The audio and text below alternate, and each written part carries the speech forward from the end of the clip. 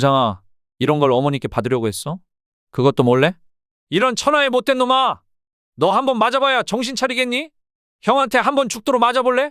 엄마? 엄마, 나 서울대 붙었어. 서울대 합격했다고. 뭐라고? 우리 큰아들 성민이가 서울대 합격했다고? 여보, 순자야. 우리 순자가 고생해서 키운 자식들. 이제는 다들 잘 됐으니 앞으로는 좀 편하게 살자. 내년 봄에는 섬진강 따라 십리벚꽃길 벚꽃 구경도 가고 가을에는 또 단풍놀이도 가며 이제 좀 즐기며 살아야지.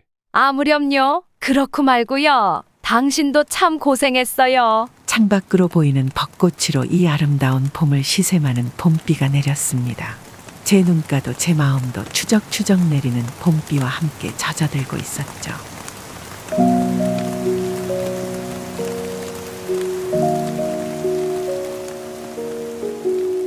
안녕하세요. 눈 내린 소나무입니다. 오늘도 희노애락이 가득한 시청자 사연을 소개해드리려 합니다. 사연 듣기 전에 좋아요와 구독 그리고 전체 알림 설정도 잊지 마세요. 사연을 들으시고 나면 따뜻한 위로와 격려 댓글 남겨주시면 큰 힘이 될 거예요. 오늘도 눈 내린 소나무와 함께 행복하고 따뜻한 하루가 되길 바라면서 그럼 사연 시작하겠습니다.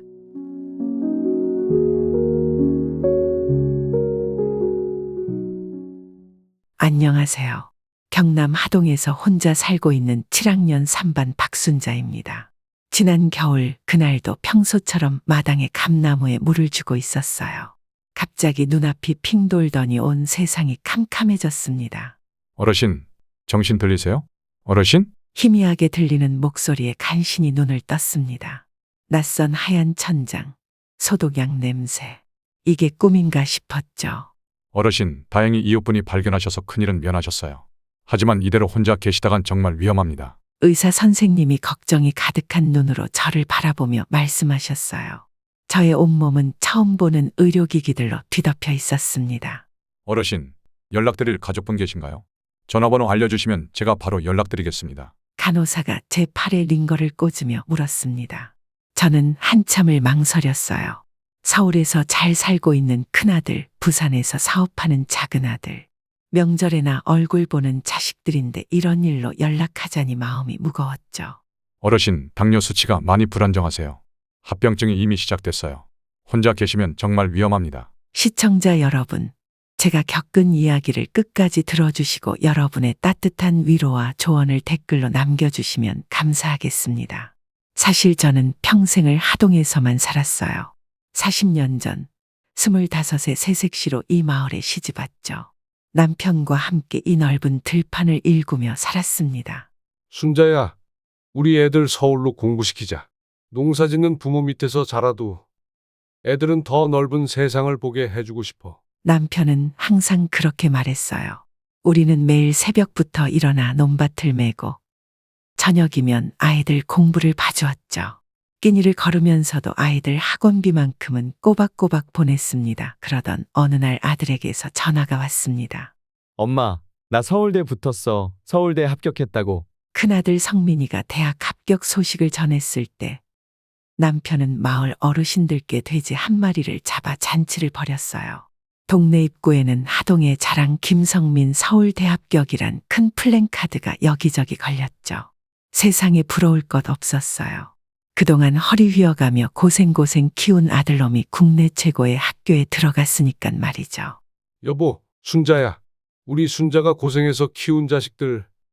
이제는 다들 잘 됐으니 앞으로는 좀 편하게 살자. 내년 봄에는 섬진강 따라 십리벚꽃길 벚꽃 구경도 가고 가을에는 또 단풍놀이도 가며 이제 좀 즐기며 살아야지. 아무렴요. 그렇고 말고요. 당신도 참 고생했어요. 잔칫날 기울인 막걸리 한 잔에 건하게 취한 우리 둘은 그렇게 아들 자랑에 앞으로 가꾸어 나갈 행복에 더욱 취해가고 있었죠. 그렇게 따뜻했던 겨울이 지나고 봄이 찾아왔어요. 여보, 이제 곧 있으면 우리 하동에 자랑대 서울대 합격한데 성민이 입학식이네. 우리 성민이 서울대 입학식 끝나고 작년에 약속한 꽃 구경이나 가세. 밖고랑 매다 허리를 들어 남편의 얼굴을 보니 주름진 얼굴에 흙이 튀어 우스꽝스러워 보였어요. 아이고 여보, 얼굴에 묻은 흙이나 좀 닦고 말아슈. 남편의 얼굴에 묻은 건 밖고랑 흙이 아니라 행복이었어요. 그런데 네? 뭐라고요? 어느 날 병원으로부터 전화가 왔어요. 유가족 되시죠? 이 한마디에 그냥 정신을 잃고 말았습니다. 하동 5일장 날 서울대 입학식 아들이 핀다며 시장으로 아들 새 옷이랑 신발 사러 간 남편이 경운기를 몰고 돌아오다 그만 사고가 난 것이었습니다. 여기 아버님 유품입니다. 경찰이 전해준 가방 안엔 아들을 위한 새 옷과 새 신발, 그리고 제가 좋아하는 붕어빵 한 봉투가 아직 따뜻한 온기로 남아 있었습니다. 목 놓아 울었습니다. 병원이 떠나가도록 울었고 하동 섬진강이 넘치도록 목 놓아 울었어요. 평생을 자식 위해 고생하고 이제 행복할 날만 남았는데 이게 무슨 일이랍니까? 여보, 나 밥 차렸어요.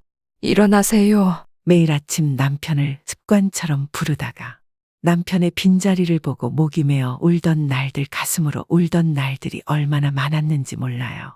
이제는 좀 괜찮아질 만도 한데 전 매달 5일장이면 남편 생각에 눈물이 납니다. 지나가다 붕어빵 장사라도 눈에 보이면 얼른 고개를 돌리곤 했죠. 가을이면 마당 감나무를 보며 남편 생각에 또 눈물이 나더군요. 저 감나무 밑에서 늘 인자한 미소 지으며 막걸리 한 잔에 취해서 저를 위해 만든 노래라며 트로트 한 곡 멋지게 불러주던 남편인데 말이죠.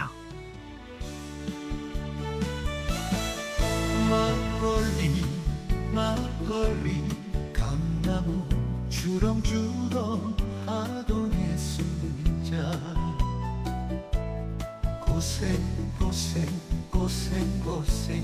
많았소. 막걸리 감나무 주렁주렁 하동의 순자 아들 참 잘 키웠어. 너는 또 강압도로 성성 옥수 고운손 거칠게 변했지만 그래도 내 사랑 이리 오소 순자.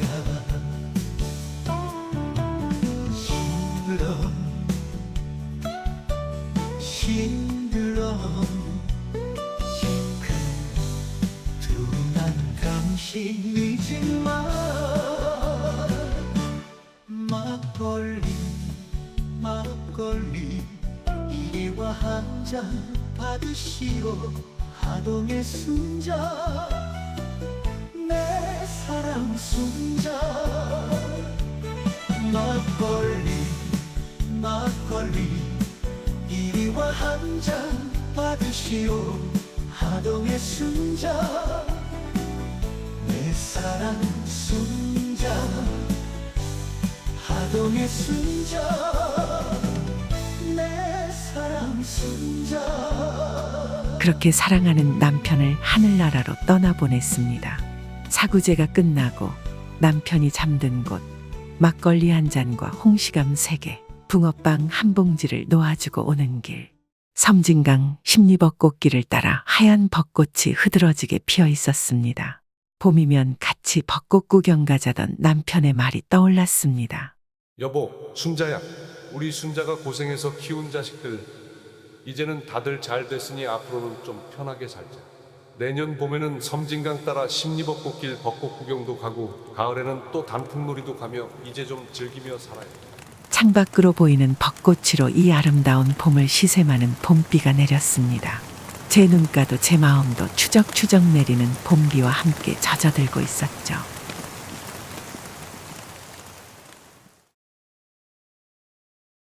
장례 때만 해도 자식들이 참 효자였어요. 큰아들, 작은아들 모두 3일 내내 빈소를 지켰죠. 어머니, 저 공부 열심히 해서 아빠의 빈자리까지 제가 채워드릴게요. 하동의 자랑 큰아들이 눈물을 흘리며 제 손을 꼭 잡았습니다. 엄마, 우리가 있잖아요. 든든하게 의지하세요. 둘째 아들이 저를 꼭 안아주었죠. 그래도 착한 자식들 덕분에 저희 시름이 잊혀지는 듯 했습니다. 그때는 정말 그 말들을 믿었어요.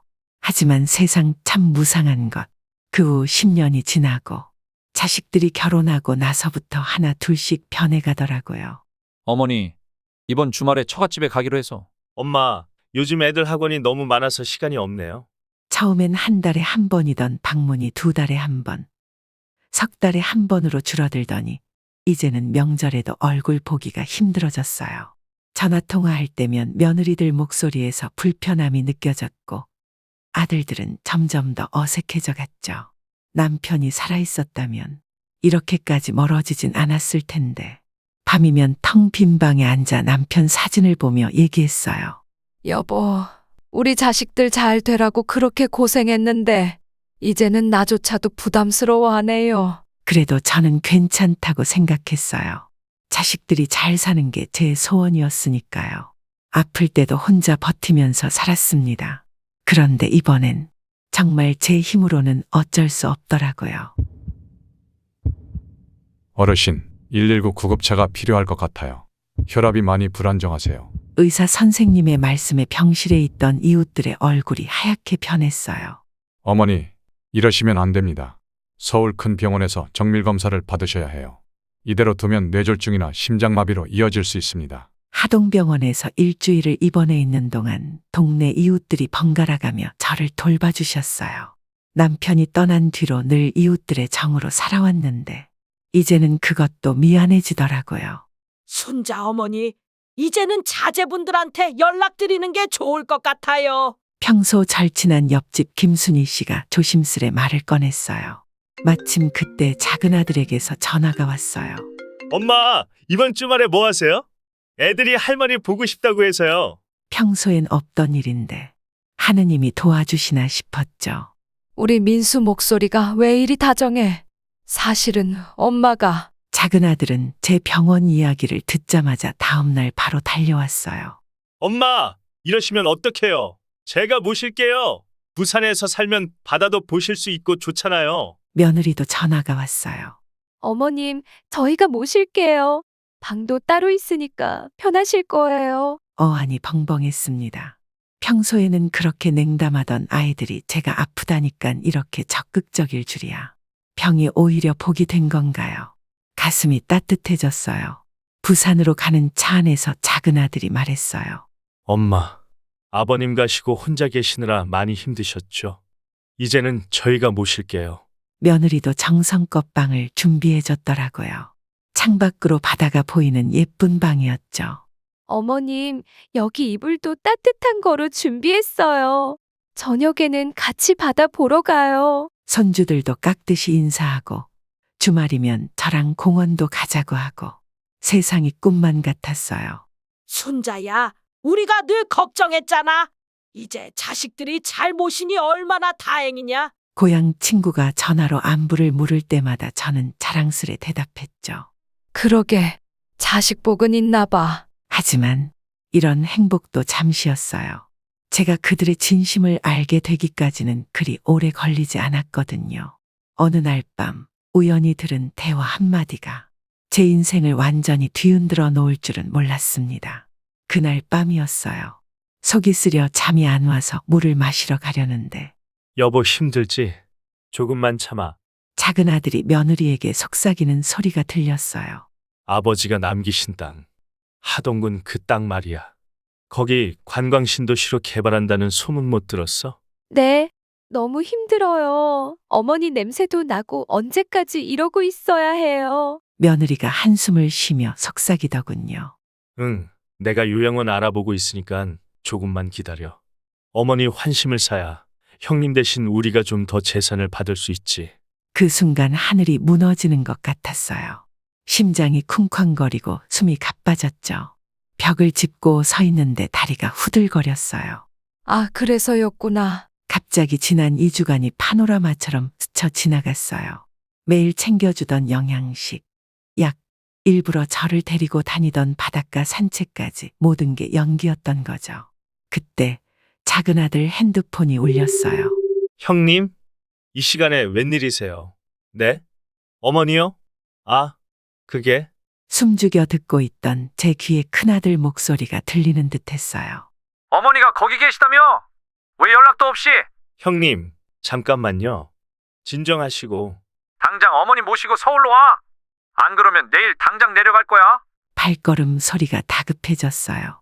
형님, 잠깐만요. 진정하시고. 작은 아들의 목소리가 떨리고 있었어요. 그날 밤 저는 한숨도 못 잤습니다. 베개를 적시며 남편 생각이 났어요. 여보, 우리가 그렇게 키운 자식들인데 당신이 그토록 아끼던 땅을 두고 이런 일이. 다음 날 아침, 며느리는 평소처럼 환한 미소로 제게 다가왔어요. 어머님, 오늘은 제가 특별히 준비한 영양식이에요. 꼭 드셔보세요. 숟가락을 들 때마다 손이 떨렸어요.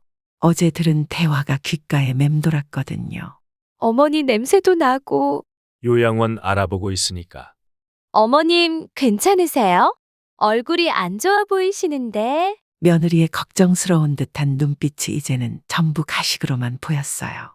아니, 괜찮다. 목소리가 떨리진 않았을까. 그때 작은 아들이 거실로 나왔어요. 엄마, 오늘 좋은 데 모시고 가려고 하는데. 순간 등줄기가 서늘해졌어요. 혹시 요양원을? 아, 나는 오늘 좀 피곤하다. 그냥 방에서 쉴래. 방으로 돌아와 창밖을 바라보는데 마당에서 작은 아들 내외가 이야기하는 소리가 들렸어요. 여보, 이러다 큰일 나는 거 아니에요? 당신 형이 알고 눈치챈 것 같은데요. 걱정 마. 내가 다 계획이 있으니까. 근데 어머님이 수상하게 여기시는 것 같아요. 아까도 표정이. 이제는 뭘 어떻게 해야 할지 머리가 복잡해지더군요. 그러던 어느 날이었어요. 작은 아들이 서류 가방을 들고 들어왔어요. 엄마, 잠깐 시간 괜찮으세요? 그래. 아들이 꺼내놓은 건 서류 뭉치였어요. 엄마, 이게 다 엄마 건강을 위한 거예요.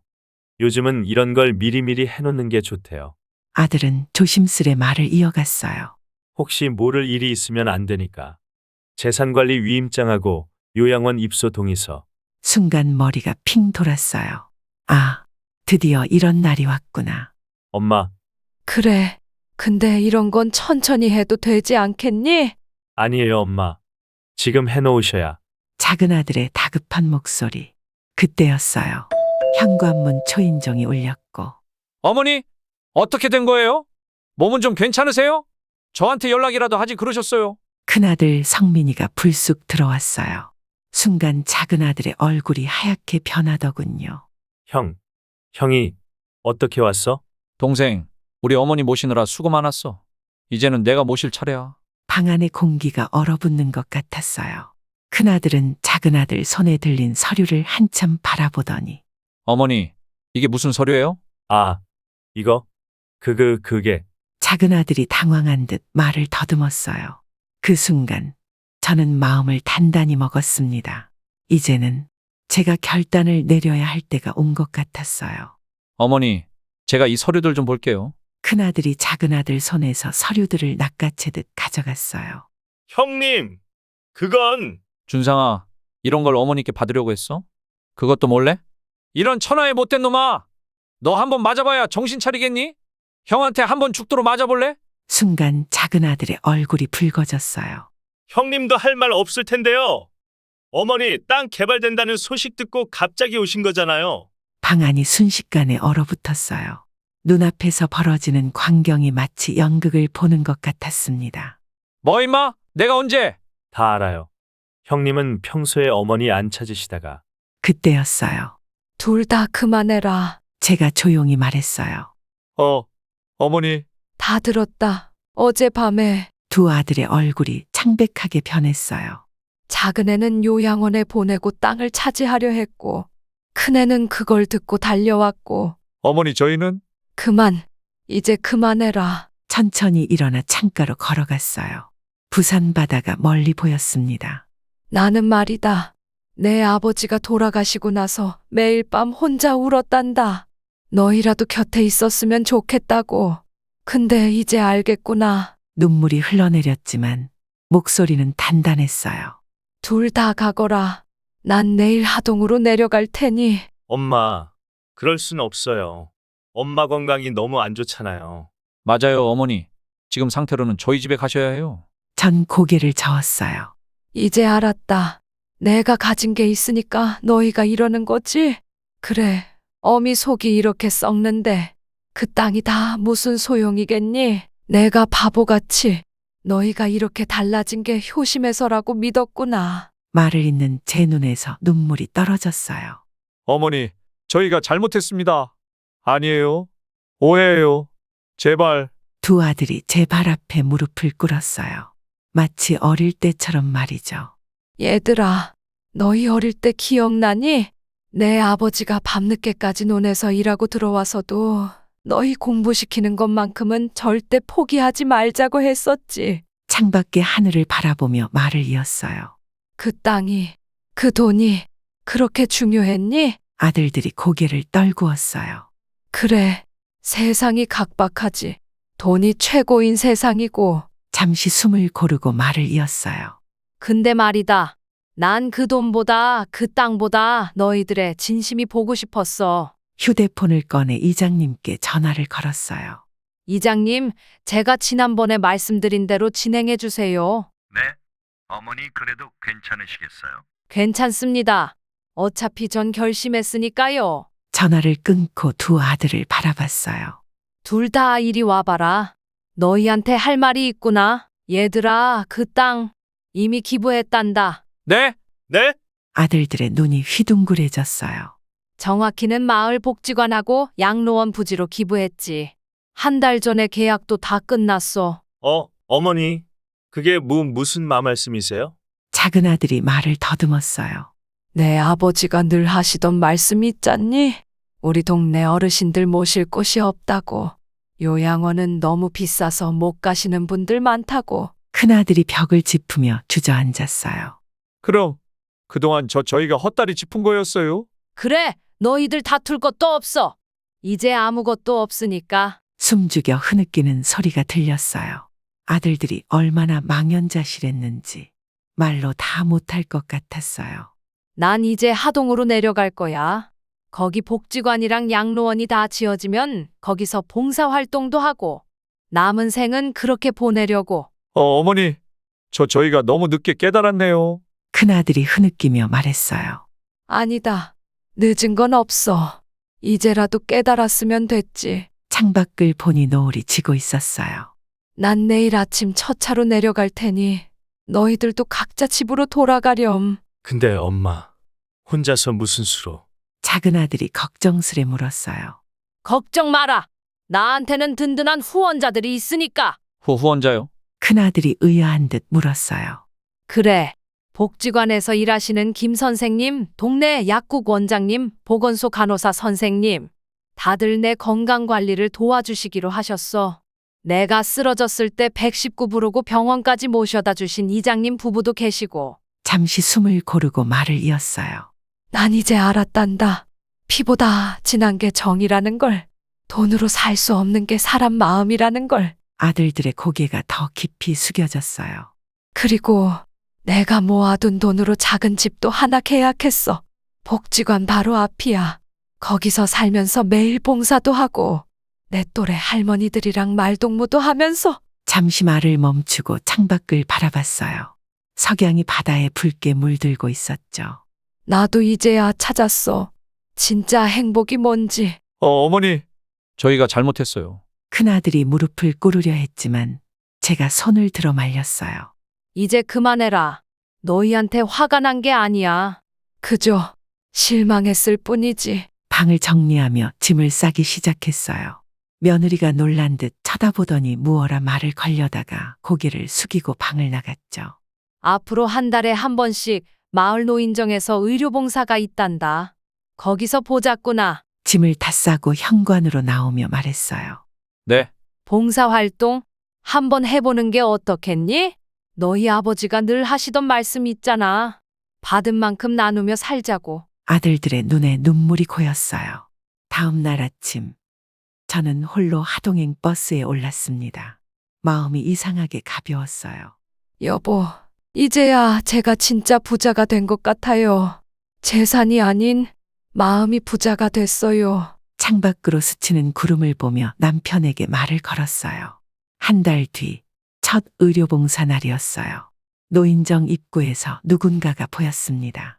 큰아들과 작은아들, 그리고 며느리들까지 봉사자 조끼를 입고 서 있더군요. 어머니, 엄마, 아이들은 정말 달라져 있었어요. 어르신들 시중 드는 모습이 꼭 친부모 모시듯 정성스러웠죠. 어르신, 제가 부축해 드릴게요. 할머니, 약 드실 시간이에요. 연신 굽실거리며 봉사하는 모습에 제 눈시울이 붉어졌어요. 특히 작은 며느리는 말끝마다 어머님, 을 붙이며 제 곁을 떠나지 않았고, 큰아들은 땀을 뻘뻘 흘리면서도 힘든 내색 하나 없이 어르신들 휠체어를 밀어드렸죠. 어머니, 저희가 정말 잘못했어요. 이제야 깨달았어요. 큰아들이 눈물을 흘리며 제 손을 잡았어요.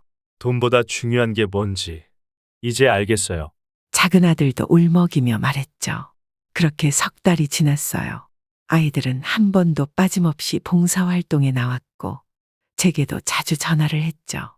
어머니 보고 싶어서요. 엄마, 이번 주말에 뵈러 갈게요. 그날도 평소처럼 봉사활동이 끝나가고 있었어요. 그런데 순자 씨, 큰일 났어요. 이장님이 불이 나게 달려오셨어요. 왜 그러세요? 이장님의 얼굴이 하얗게 질려 있었어요. 방금 군청에서 연락이 왔는데 당신 아들들이 이장님의 목소리가 떨렸어요. 변호사를 선임해서 기부계약 무효 소송을 제 다리에 힘이 풀렸어요. 정신이 온전치 않은 상태에서 한 계약이라고 의사 진단서까지 준비해 왔다는데 그제서야 모든 게 이해가 됐어요. 석 달간의 봉사활동도, 눈물의 사과도, 달라진 척했던 모든 것도. 이러면 복지관도 양로원도 다 못 짓는 거 아닌가요? 이장님의 목소리가 떨렸어요. 마을 어르신들의 실망한 표정이 눈앞에 아른거렸어요. 제 가슴이 무너져 내리는 것 같았죠. 하지만 제 가슴이 무너져 내린 건 저의 재산 때문이 아니었어요. 이제 뉘우쳤다 생각하고 새 사람이 되었다고 믿었던 아들들이 또다시 저를 배신했기 때문이었죠. 석 달 동안 매주 빠지지 않고 봉사활동을 하던 모습, 어르신들 앞에서 흘리던 눈물, 진심으로 뉘우친 듯한 그 모든 행동이 모두 거짓이었다니. 잠시 숨을 고르고 이장님을 바라봤어요. 사실 저는 혹시나 하는 마음에 이런 경우를 대비해 만반의 준비를 해뒀어요. 가방에서 서류 봉투를 꺼냈죠. 남편이 떠나고 자식들의 태도가 달라지기 시작했을 때부터 준비했던 것들이에요. 이게 뭔가요? 이장님이 떨리는 목소리로 물으셨어요. 작년에 이미 완료된 기부계약서예요.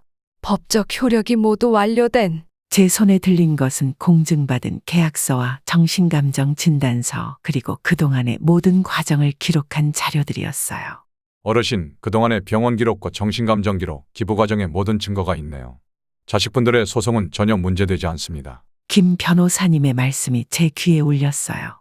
하지만 변호사님, 전 이런 증거들을 쓰고 싶지 않았어요. 제 자식들이 끝까지 이러진 않을 거라고 믿었거든요. 목이 메어왔어요. 이장님이 제 어깨를 토닥이셨죠. 순자 씨, 자식들이 이럴 줄 알면서도 왜? 그래도 혹시나, 정말 혹시나 하는 마음이 있었나 봐요.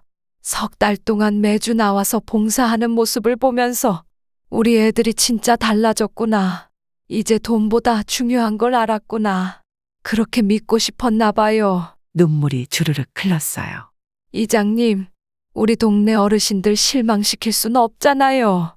약속드린 복지관이랑 양로원 꼭 지어야 해요. 한숨을 깊게 내쉬고 이장님을 바라봤어요. 이제는 끝까지 가봐야겠어요. 어머니, 엄마! 현관문이 벌컥 열리며 두 아들이 들어왔어요. 뒤에는 양복 입은 남자들이 서 있었죠. 어머니, 이제 그만 집으로 가시죠. 어머니 정신이 많이 안 좋으시대요. 큰아들이 제 팔을 잡으려 했어요. 그래요, 엄마. 우리가 잘 모실게요. 여기 계시면 안 돼요. 작은 아들도 다가왔죠. 이장님이 앞을 막아서려 하셨지만 제가 손짓으로 말렸어요. 얘들아, 조용히 입을 열었어요. 너네들이 지난주 봉사활동 때 뭐라고 했더라? 돈보다 중요한 게 뭔지 알았다고. 아들들의 얼굴이 굳어졌어요. 그리고 너는 어머니 덕분에 삶의 의미를 깨달았다면서 매주 봉사활동 오는 게 이제는 기쁨이라고. 뒤에 서 있던 양복 입은 남자가 앞으로 나섰어요. 저희는 어르신의 정신감정을 하러 왔습니다. 잠깐만요. 제가 손을 들어 제지했어요. 서류 봉투를 꺼내 테이블 위에 올려놓았죠. 이게 뭐죠? 큰아들이 서류를 집어들었어요. 너희들이 그토록 원하던 거야. 내 재산 목록. 그리고 천천히 말을 이어갔어요. 너희가 봉사활동하면서 했던 모든 말, 행동이 담긴 증거들. 아들들의 얼굴이 창백해졌어요. 양복 입은 변호사도 서류를 훑어보더니 당황한 기색이 역력했죠. 나는 말이다. 너희들 봉사활동 올 때마다 얼마나 가슴이 떨렸는지 몰라? 우리 애들이 정말 달라졌구나. 이제야 진짜 효도를 알게 됐구나. 목이 메었지만 힘을 내어 말을 이었어요. 근데 이제 보니 엄마를 속이는 연기를 하느라 너희가 더 힘들었나 보구나. 어머니. 작은 아들이 더듬거리며 말했어요. 소송은 하지 마라. 이미 늦었어. 작년에 다 법적으로 끝난 일이야. 아들들과 변호사의 얼굴이 하얗게 변했어요. 그리고 이제는 제발 그만했으면 좋겠다. 제 목소리가 떨렸어요. 더 이상 엄마를 속이지 마라. 더 이상은 연기하지 마라. 한숨을 내쉬었어요. 나도 너무 지쳤단다. 아들들의 어깨가 축 처졌어요. 변호사는 조용히 뒤로 물러섰죠. 이장님, 저기 뒤편에 계신 분들. 제가 고개를 돌리자 건넌방에서 여러분이 나오셨어요. 공증인, 마을 변호사님, 주치의 선생님, 그리고 봉사활동 때마다 지켜보셨던 복지관 관장님까지. 엄마. 저희가 큰아들이 무릎을 꿇으려 했어요. 이제 그만. 더 이상 무릎 꿇지도 마라. 눈물 흘리는 척도 하지 마라. 그냥 너희 갈 길을 가렴. 엄마. 작은 아들의 눈에서 진짜 눈물이 흘렀어요. 이번에는 연기가 아닌 것 같았어요. 근데 말이다. 잠시 말을 멈추고 깊은 숨을 들이쉬었어요. 너희들은 봉사활동하면서 진짜 한 번도 마음이 움직이지 않았니? 아들들이 고개를 떨궜어요. 매주 거동이 불편한 어르신들 부축하면서 약 챙겨드리면서 단 한 번도, 정말 단 한 번도 진심이 되지 않았니? 침묵이 이어졌어요. 봉사활동 와서 우리 동네 김 할머니 손잡고 있을 때 그분이 널 보며 우리 순자 복 받았네 하시던데 그때도 연기였니? 작은 아들의 어깨가 떨리기 시작했어요. 나는 말이다. 그래도 너희가 조금은, 아주 조금은 변했을 거라 믿었어. 돈이 목적이었다고 해도 그 과정에서 뭔가 느꼈을 거라고. 그러되 복지관 관장님이 머뭇거리며 앞으로 나서셨어요.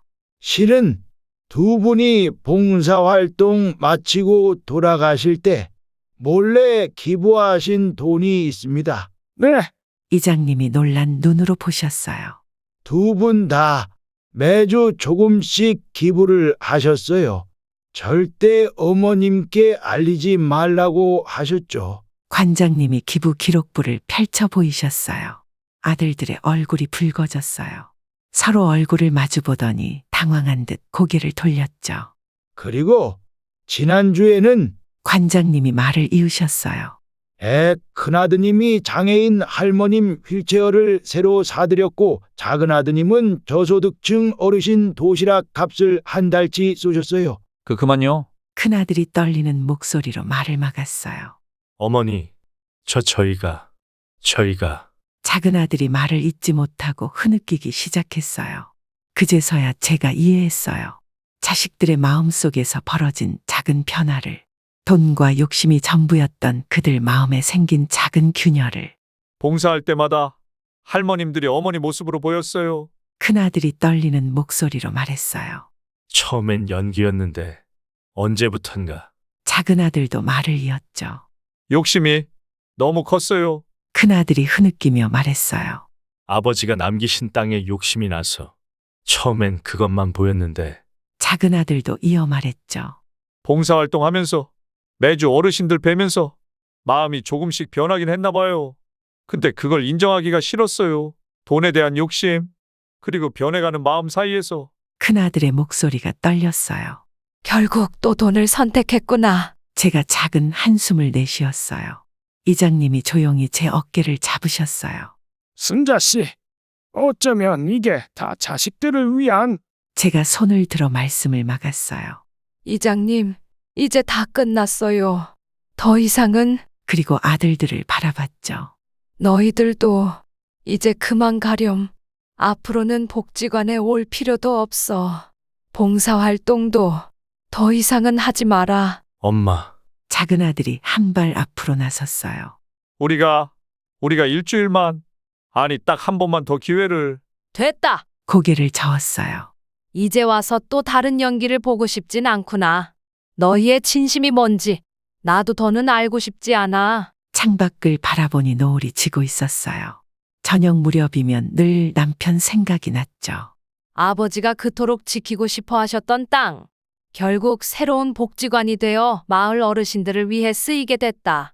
내 아버지도 이런 결말을 좋아하셨을 거야. 어머니, 저희가 정말로 이제 그만. 더 이상 미안하다는 말도 하지 마라. 용서를 빌지도 마라. 그냥 이대로가 좋겠어. 아들들이 고개를 푹 숙인 채 돌아섰어요.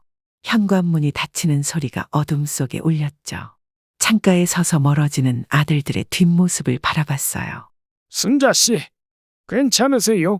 이장님이 걱정스러운 눈빛으로 물으셨어요.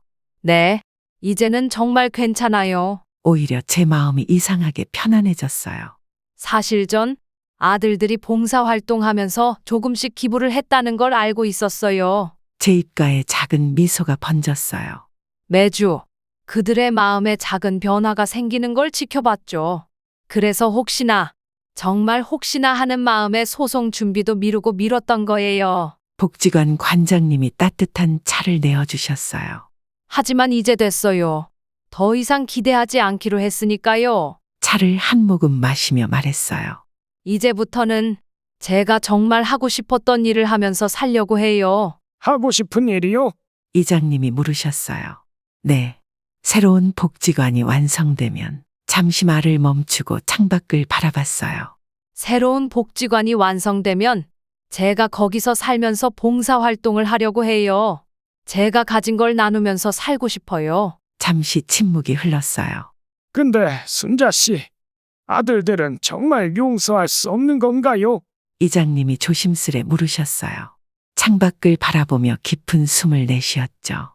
용서요? 잠시 생각에 잠겼어요. 사실 전 아들들이 조금씩 변하는 게 보였어요. 봉사활동하면서 어르신들 보살필 때 그 눈빛만큼은 진심이었거든요. 차를 한 모금 마시고 말을 이었어요. 어쩌면 돈보다 더 소중한 걸 깨달을 기회였을지도 모르죠. 하지만 결국 욕심이 이겨버렸네요. 그래도 마음 한켠에 작은 변화가 있었다면 관장님이 조심스레 말씀하셨어요. 네, 그래서 더 슬픈가 봐요. 변할 수 있었는데, 달라질 수 있었는데, 스스로 그 기회를 저버린 게. 눈시울이 붉어졌지만 이내 마음을 다잡았어요. 그래도 시간이 지나면 이장님이 힘없이 말씀하셨어요. 시간이요? 창밖을 바라보며 생각에 잠겼어요. 어쩌면 언젠가는. 제 목소리가 살짝 떨렸어요. 이장님과 관장님이 서로 눈빛을 교환하셨어요. 순자 씨, 돈이나 재산 때문이 아니라 진정으로 봉사하고 싶은 마음이 생긴다면 그때는 목이 메어 더 이상 말을 잇지 못했어요. 대신 따뜻한 미소를 지어 보였죠. 그때가 온다면 그때는 정말 모든 걸 용서할 수 있을 것 같아요. 엄마로서가 아닌 한 인간으로서 진심을 나눌 수 있지 않을까요? 햇살이 창가에 걸린 풍경을 비추고 있었어요. 마치 새로운 시작을 알리는 것처럼. 그 후 1년이 지났어요. 새로운 신식 복지관이 완공되고 양로원도 문을 열었죠. 그날도 평소처럼 봉사활동을 하고 있었어요. 그런데 문득 현관 쪽을 보니 익숙한 뒷모습이. 할머니, 이제 약 드실 시간이에요. 귀에 익은 목소리에 뒤돌아보니 큰아들이었어요. 따뜻한 미소를 띤 채 어르신의 손을 잡고 있는 모습이 마치 옛날 아버지를 닮았더군요. 아이고, 우리 순자 아들. 오늘도 왔네. 김 할머니가 반가워하셨어요. 놀라서 자세히 보니 저 안쪽에서 작은 아들도 휠체어를 밀고 있었죠. 이번엔 예전처럼 점잖은 양복이 아닌 편한 운동복 차림이었어요. 엄마, 저를 발견한 아들들의 눈에 순간 당혹감이 스쳤어요. 하지만 이내 따뜻한 미소로 바뀌었죠. 왜 온 거니? 떨리는 목소리로 물었어요. 이제는 아무것도 바라지 않으려고요. 큰아들이 조용히 말했어요. 매일 밤 생각했어요. 우리가 봉사할 때 느꼈던 그 따뜻함이 자꾸 떠올라서. 작은 아들의 눈가가 붉어졌어요. 처음엔 그저 어머니 재산이 탐나서 연기했던 봉사활동인데 큰아들이 말을 이었어요. 어느 순간부터 이분들의 손을 잡을 때마다 마음이 아프고 작은 아들이 옆에서 고개를 끄덕였어요. 지난 6개월 동안 저희가 얼마나 많이 후회했는지 모르실 거예요. 말을 마치기도 전에 작은 아들이 휠체어를 밀고 어르신께 다가갔어요. 매주 멀리서 복지관을 바라보기만 했어요. 큰아들의 목소리가 떨렸어요. 용기가 나지 않았거든요. 어머니 얼굴 뵐 면목이 없어서. 작은 아들이 이어 말했어요. 그러다 오늘 저 할머니께서 쓰러지신 걸 보고 큰아들이 김 할머니를 바라봤어요. 순간 달려왔어요. 제 의지와 상관없이 몸이 먼저 움직였더라고요. 작은 아들의 눈에서 눈물이 흘렀어요. 저도 모르게 두 아들에게 다가갔어요. 떨리는 손으로 그들의 얼굴을 매만졌죠. 이제 정말 달라진 거니? 내가 너희들을 믿어도 되겠니? 하늘에 계신 너희 아버지한테 부끄럽지 않을 자식이 되겠니? 제 목소리도 떨리고 있었어요. 네, 이제는 진짜예요. 두 아들의 눈에서 진심이 보였어요. 그때 복도 끝에서 이장님이 걸어오셨어요. 순자 씨, 저 아들들 한 달 전부터 매주말 새벽에 와서 복지관 청소하고 가더라고요. 아, 그래서 아침마다 복지관이 그렇게 깨끗했던 거였네요. 어머니, 큰아들이 제 손을 잡았어요. 이제는 그냥 아들로만 살게 해주세요. 욕심 부리지 않고 그저 효도하는 아들로. 따뜻한 봄 햇살이 창가에 걸린 풍경을 비추고 있었어요. 마치 새로운 시작을 축복해주는 것처럼 오늘도 복지관에는 웃음소리가 가득합니다. 섬진강 십리길 따라 하얗게 핀 벚꽃잎이 떨어지는데 마치 하늘에 있는 남편이 밝게 웃는 모습처럼 보였어요. 제 아들들은 이제 진정한 봉사자가 되어 매주 이곳을 찾아오고 있습니다. 시청자 여러분, 사람은 누구나 변할 수 있나 봅니다. 진정한 행복이 무엇인지 깨달을 때, 그때가 바로 새로운 시작인 것 같아요. 지금 당장 힘들더라도 포기하지 마세요. 남편이 속썩여도 아들이 부양을 안 한다고 너무 속상하게 계시지만 마시고 하나하나 부딪혀 보세요. 인생은 이제 황혼으로 물들어가는 끝이 아니라 여명으로 밝아오는 새벽이 될 테니깐요. 새로운 아침이 될 테니깐요. 여러분 모두들 사랑합니다. 오늘 이야기가 여러분에게 공감이 되고 위로가 되셨다면 좋아요와 구독 눌러주시고 댓글에 따뜻한 한마디 부탁드립니다. 고생 고생 고생 고생